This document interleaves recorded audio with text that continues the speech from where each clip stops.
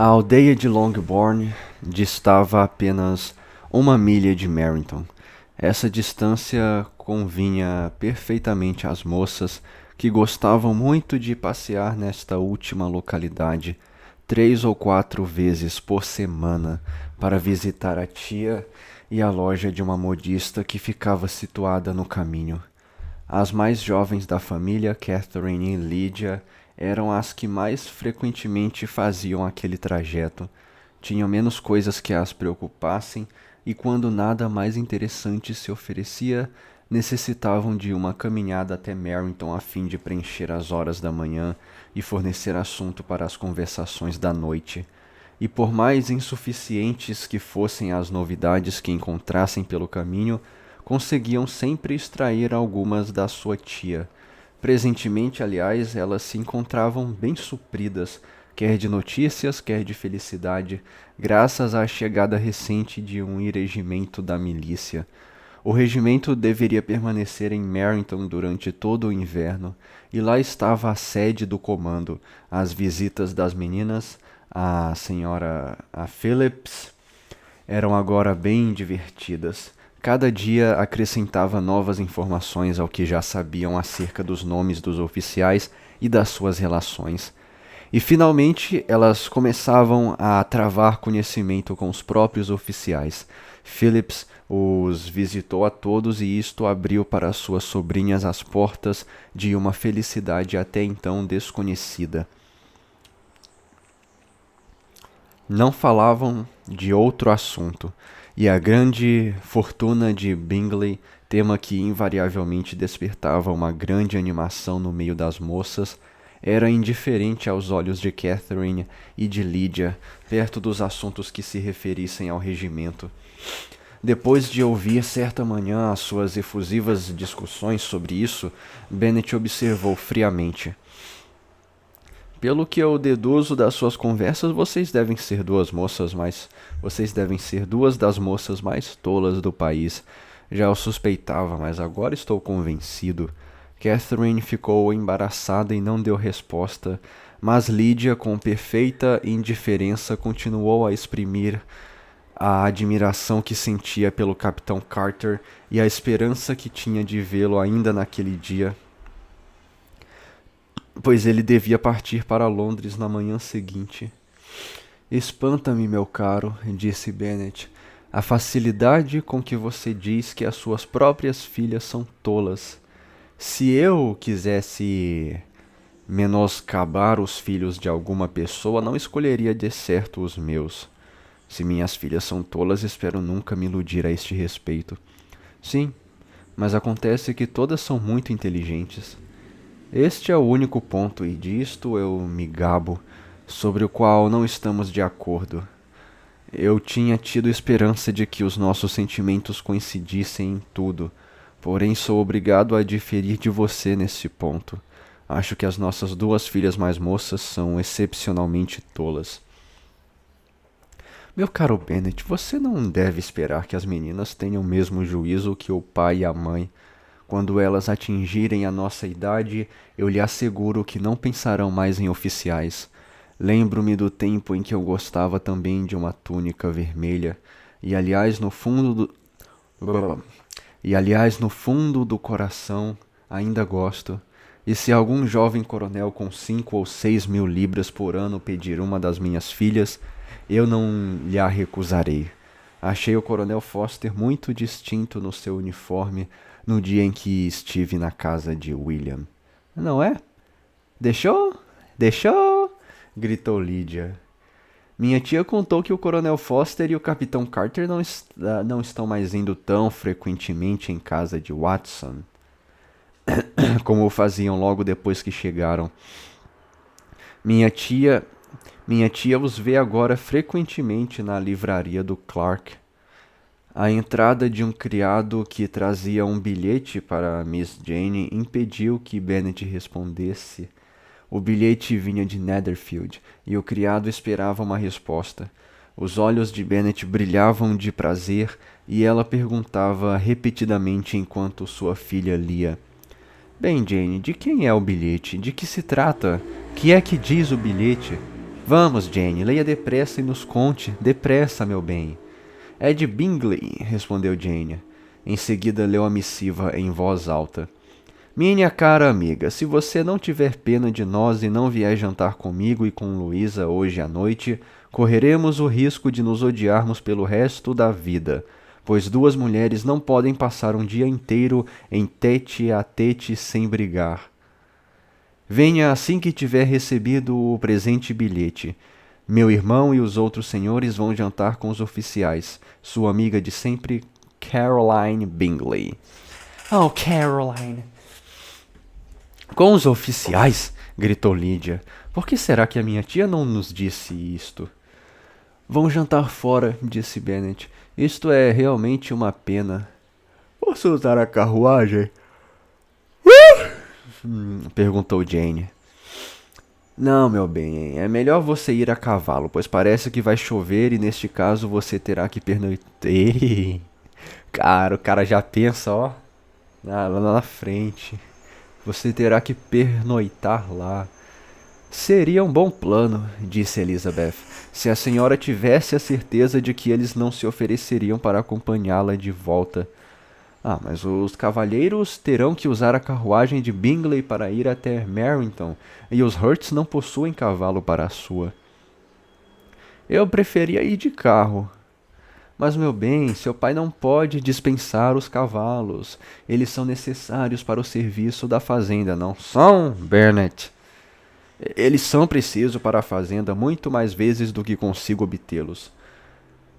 Mas se precisar hoje, disse Elizabeth, o projeto de minha mãe estará realizado. E ela conseguiu afinal extorquir do pai um atestado de que os cavalos estavam ocupados. Jane foi obrigada a ir a cavalo e sua mãe acompanhou até a porta com muitos prognósticos alegres de mau tempo. Suas esperanças foram correspondidas. Não havia muito que Jane tinha partido quando começou a chover fortemente. Suas irmãs ficaram inquietas por Jane, mas a mãe ficou radiante. A chuva continuou toda a noite sem parar. Jane, de certo, não podia voltar. Foi uma feliz ideia que eu tive, disse Bennet mais de uma vez, como se lhe coubesse também a glória de ter feito chover. Entretanto, foi só na manhã seguinte que compreendeu até que ponto o seu plano tinha sido feliz. Mal terminara o café da manhã quando o criado de Netherfield trouxe o seguinte bilhete para Elizabeth. Minha querida Lizzie, sinto-me muito indisposta esta manhã. Ih, ela ficou doente. E creio que isto é devido ao fato de ter me molhado muito ontem à noite. Meus amigos se recusam a deixar-me partir enquanto não esteja melhor. Insistem também para que eu chame Jones, portanto não se alarmem se ouvirem contar que ele veio ver-me. E a não ser dor de garganta e dor de cabeça, não tenho nada demais. Sua etc. Sua vadia. Era isso que ela ia dizer, tá? Bem, minha cara mulher, disse Bennet, depois que Elizabeth acabou de ler o bilhete em voz alta, se a sua filha caísse gravemente doente, se morresse, seria um conforto saber que foi tudo para conquistar Bingley e por ordem sua. Não tenho medo que ela morra, caramba. Essa mãe aí é ruim, viu? Essa mãe aí gosta de dinheiro. Ninguém morre de um pequeno resfriado. Isso é só uma gripezinha! Ninguém morre pra uma gripezinha ou resfriadinho. Ninguém morre de um pequeno resfriado. Ela será bem tratada enquanto estiver lá. Enquanto estiver lá, tudo vai bem. Eu iria vê-la se pudesse usar a carruagem. Elizabeth, sentindo-se realmente ansiosa, tinha decidido ir ver a irmã, embora a carruagem não pudesse ser usada. Mas como não sabia montar, a única alternativa era ir a pé. Que tolice! Gritou a mãe. Ir a pé com toda esta lama? Você chegará lá num estado lamentável. Chegarei lá em estado de ver Jane, e isso é tudo o que eu desejo. Isto é uma indireta para mim, falou o pai, para que eu mande buscar os cavalos? Não, de nenhum modo. Não me importo de ir a pé. A distância é curta quando se tem um bom motivo. Apenas 3 milhas. Estarei de volta para o jantar. Admiro a atividade da sua benevolência, observou Mary, mas cada impulso ou sentimento devia ser guiado pela razão, e no seu modo de ver as coisas o esforço devia sempre ser relativo ao fim que a gente se propõe a alcançar. Iremos juntas com você até Merrington, disseram Catherine e Lydia. Elizabeth aceitou a companhia e as três moças partiram juntas. Se andarmos mais depressa, disse Lydia enquanto caminhava, talvez ainda cheguemos a tempo de ver o Capitão Carter antes da sua partida. Em Merrington as moças se separaram. As duas mais jovens se dirigiram para a residência da esposa de um dos oficiais, e Elizabeth continuou a andar sozinha, atravessando campo após campo, pulando cercas e saltando por sobre poças d'água com impaciência, e afinal encontrou-se a pouca distância da casa com os tornozelos doídos, as meias sujas e o rosto corado pelo exercício. Foi introduzida numa sala de almoço onde todos estavam reunidos com exceção de Jane. O seu aparecimento causou bastante surpresa. Hurst e Bingley acharam incrível que ela tivesse caminhado 3 milhas tão cedo, com tanta umidade e sozinha. E Elizabeth ficou convencida que elas a desprezaram por isto. Receberam-na, entretanto, muito amavelmente. Quanto ao irmão dessas senhoras, havia nas suas maneiras mais do que simples polidez. Havia bom humor e bondade. Darcy falou muito pouco e Hurst não disse nada. O primeiro estava em dúvida sobre se devia admirar as belas cores que o exercício emprestara ao rosto da moça, ou se refletir que o motivo talvez não justificasse a sua vinda sozinha de tão longe. O segundo pensava apenas no seu café da manhã. As perguntas que Elizabeth fez a respeito da sua irmã não foram favoravelmente respondidas. Bennet tinha dormido mal e, embora estivesse de pé, sentia-se muito febril e não podia sair do quarto. Elizabeth disse que gostaria de vê-la imediatamente, e Jane, a quem apenas o medo de causar incômodo e de produzir inquietude impedira de exprimir no seu bilhete o quanto ansiava por uma visita, ficou encantada ao ver a irmã entrar. Não estava, entretanto, em estado de conversar muito, e quando Bingley as deixou juntas, Jane pouco mais pôde exprimir, além de gratidão que sentia pela extraordinária bondade com que era tratada. Elizabeth a ouviu em silêncio.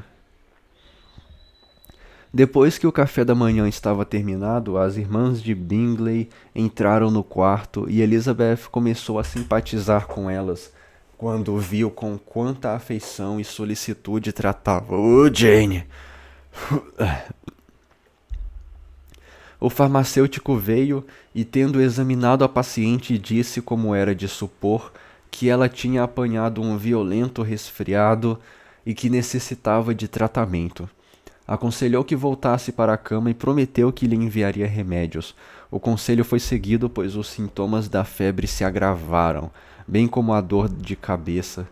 Elizabeth não saiu nenhuma só vez do quarto, nem as outras senhoras, tampouco ficaram muito tempo ausentes.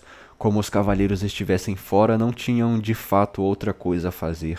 Quando o relógio bateu 3 horas, Elizabeth sentiu que devia partir, e muito contra sua vontade disse o que sentia. Bingley lhe ofereceu a carruagem, e ela estava quase aceitando quando Jane se mostrou tão pouco disposta a separar-se da irmã que Bingley foi obrigada a converter a oferta da carruagem num convite para pernoitar em Netherfield.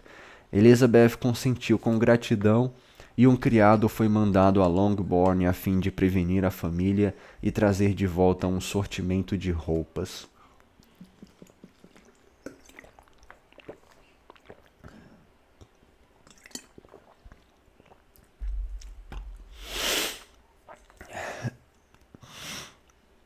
Às 5 horas, as duas senhoras se retiraram para vestir-se e às 6:30 Elizabeth foi chamada para jantar. As amáveis perguntas com que a acumularam, entre as quais teve o prazer de distinguir a solicitude muito superior de Bingley. Não pôde ela dar uma resposta muito favorável. Jane não estava nada melhor. As irmãs, ouvindo isto, repetiram 3 ou 4 vezes que sentiam muito e que era bastante desagradável resfriar-se e que detestavam ficar doentes. E depois não pensaram mais no assunto. A indiferença que manifestaram para com Jane, longe da sua presença imediata, restituiu a Elizabeth o prazer de detestá-las como antigamente. Bingley era, aliás, o único do grupo que ela podia olhar com alguma complacência. O seu cuidado com Jane era evidente. As atenções com que cumulava Elizabeth eram bastante agradáveis, e essas atenções a impediam de sentir-se como a intrusa que, a seu ver, as outras pessoas a consideravam. E a não ser de Bingley, não recebeu atenções de mais ninguém. Bingley estava fascinada por Darcy. Hã? Quê? Sua irmã pouco menos do que ela, e quanto a Hurst, que Elizabeth tinha a seu lado, era um homem indolente que vivia apenas para comer, beber e jogar cartas. Quando ele verificou que Elizabeth preferia um prato mais simples e um ragô, perdeu toda a vontade de conversar com ela. Depois do jantar, Elizabeth voltou imediatamente para perto de Jane, e assim que saiu da sala, Bingley começou a falar mal dela. Ih, rapaz, mal dela. Não achava boas as suas maneiras. Revelaram, a seu ver, um misto de orgulho e outra vez esse orgulho e impertinência. Ela não sabia conversar, não tinha estilo, gosto e nem beleza. Hurst pensava a mesma coisa e acrescentou: Nada tem. Nada tem, em suma, que a recomende, se não ser uma excelente andarilha. Nunca esquecerei de como nos apareceu hoje de manhã. Parecia quase um selvagem, uma selvagem. É verdade, Louisa May Alcott, quando não pôde impedir-me de rir. Quase não pôde impedir-me de rir. Que absurdo ela ter vindo. Que sentido tem vir correndo pelo campo só porque a irmã apanhou um resfriado? O cabelo dela estava tão desarrumado, tão despenteado. Sim, e a saia dela? Espero que você tenha visto a sua saia. A barra estava toda suja de lama. Sua descrição pode ser muito exata, Louisa May Alcott, disse Bingley. Mas não reparei nada disso. Achei que Elizabeth Bennet estava muito bonita quando hoje de manhã entrou na sala. As saias sujas de lama escaparam à minha atenção. O senhor viu, com certeza, Darcy, disse Bingley, e eu estou inclinada a pensar que o senhor não gostaria que a sua irmã se exibisse deste modo. Certamente que não. Andar 3 ou 4 milhas, ou 5 milhas, ou lá o que seja, com os tornozelos metidos na lama e sozinha, inteiramente sozinha, que significa isto? Parece-me mostrar um conceito abominável de independência, E qual que é o problema? Qual que é o problema de ser independente, meu irmão? Vocês são idiota?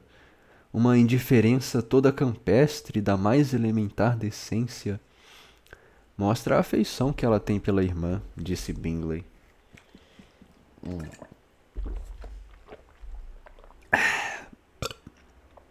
Creio, Darcy, observou Bingley, quase num sussurro, que esta aventureira deve ter afetado a admiração que o senhor tinha pelos seus belos olhos. Que esta aventura, né? De modo algum, replicou ele.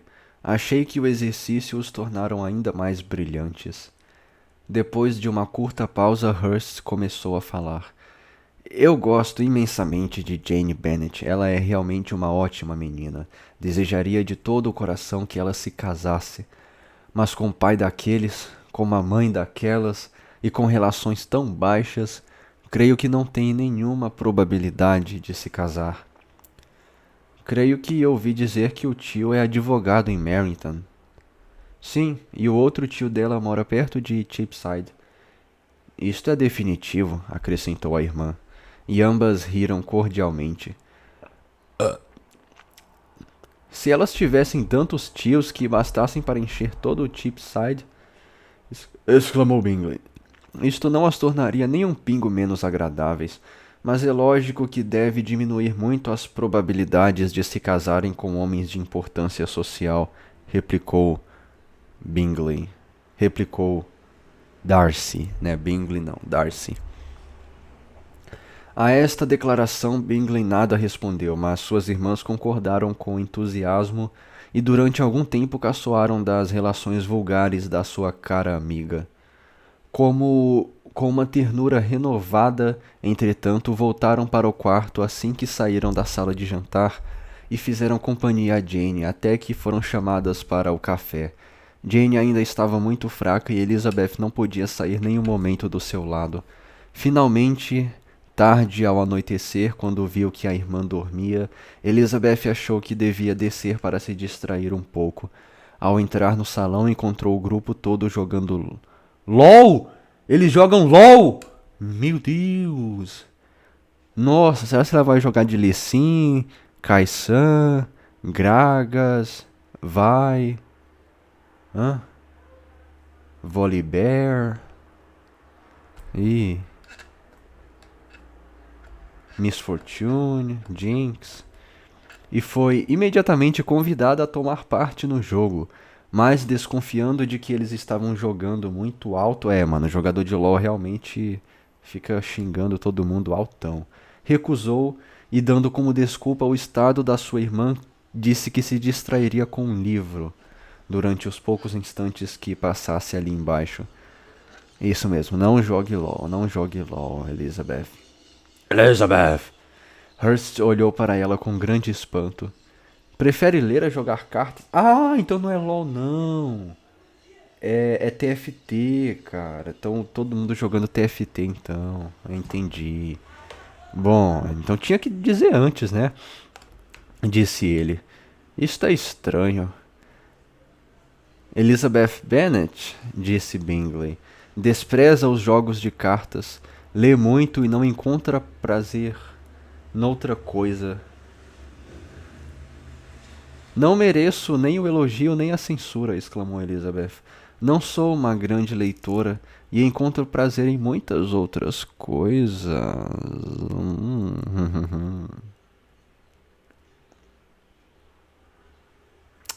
Estou certo que tem prazer em tratar da sua irmã, disse Bingley. Espero que breve será recompensada com seu completo restabelecimento.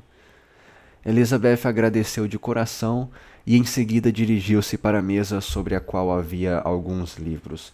Bingley imediatamente se ofereceu para ir buscar mais alguns, todos os de que dispunha na sua biblioteca, e eu estava precisando de um, viu?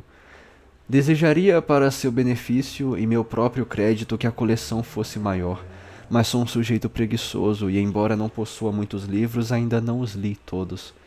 Elizabeth lhe assegurou que aqueles que estavam na sala eram mais do que suficientes.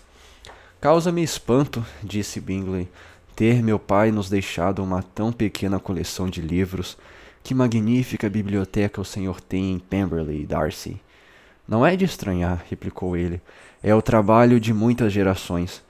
E depois o senhor aumentou muito a biblioteca, está sempre comprando livros.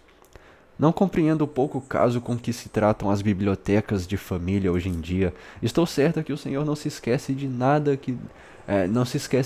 do que possa aumentar as belezas daquele nobre lugar.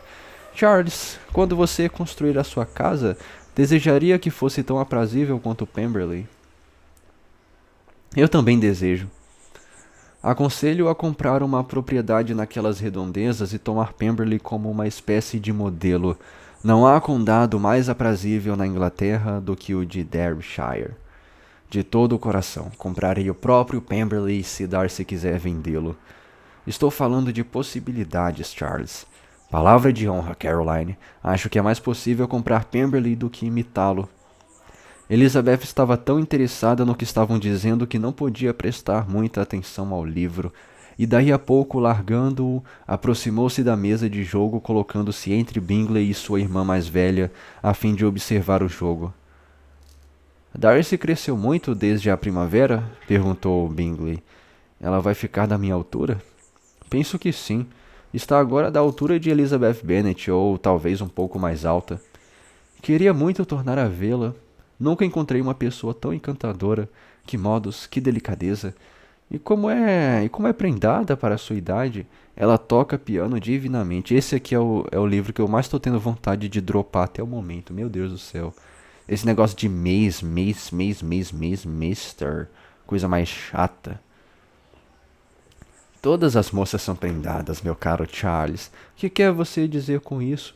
Sim, todas desenham mesas, forram biombos e fazem bolsas de tricô. Não conheço uma só moça que não saiba fazer todas estas coisas, e nunca ouvi mencionar o nome de uma moça pela primeira vez sem que me informassem que era muito prendada. A sua lista dos talentos comuns, disse Darcy, é verdadeira demais. A palavra prendada é aplicada a muitas moças somente porque sabem tricotar uma bolsa ou forrar um biombo, mas estou longe de concordar com você no seu julgamento sobre as moças em geral. Apesar do grande número das minhas relações, não posso gabar-me de conhecer mais de meia dúzia de moças que são realmente prendadas. Nem eu, disse Bingley. E esse nome Bingley, mano? Pô, eu vou chamar de Bing, velho. Acho que eu não consigo, na real, mas é que Bingley, nossa senhora, que nome lixo. Que livro horrível, cara. Esse é o pior livro que eu já li aqui, cara. Nesse caso, observou Elizabeth, deve exigir muitas qualidades para o seu ideal de mulher perfeita. Não existe mulher perfeita, tá?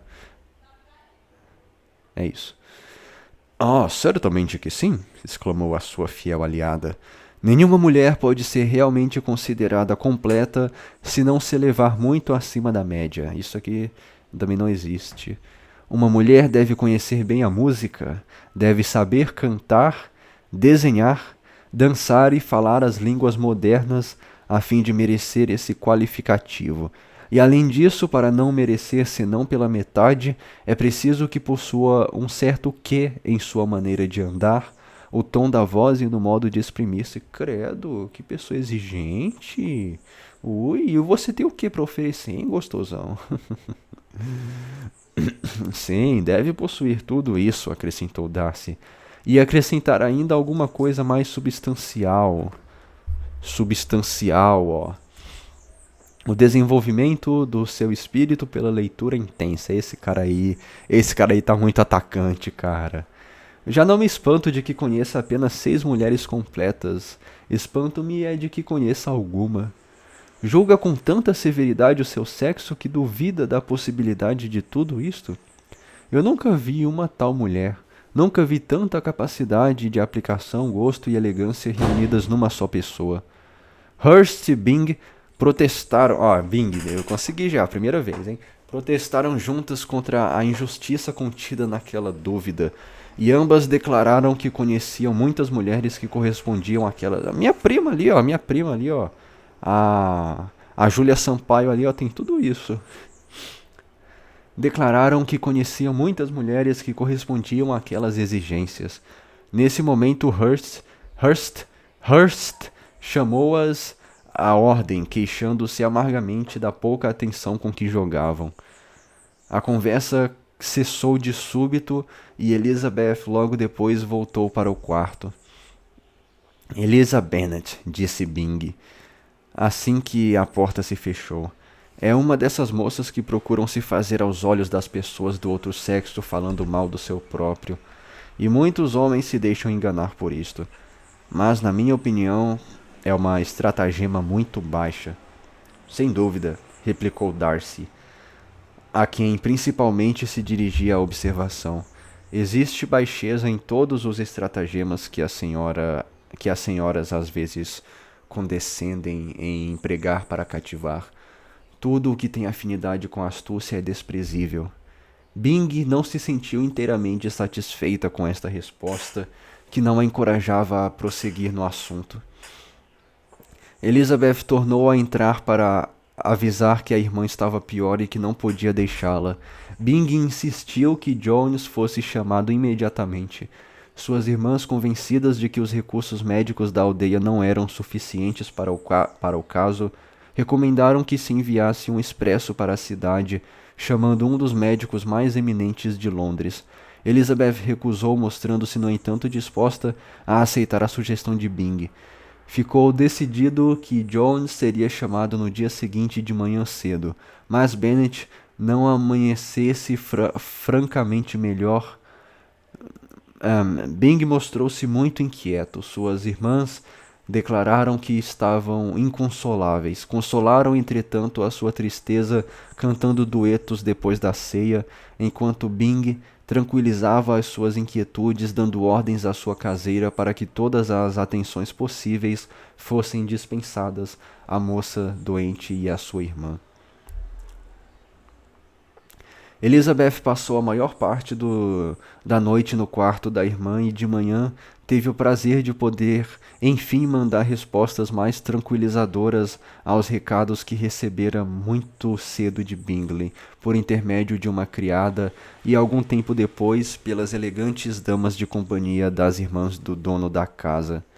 Apesar dessas melhoras, Elizabeth pediu que enviassem um bilhete a Longbourn, pedindo que sua mãe viesse visitar Jane e tomasse pessoalmente as providências que a situação exigia. O bilhete foi despachado imediatamente e a resposta não tardou. Bennet, acompanhada pelas suas duas filhas mais moças, chegou a Netherfield pouco depois do almoço.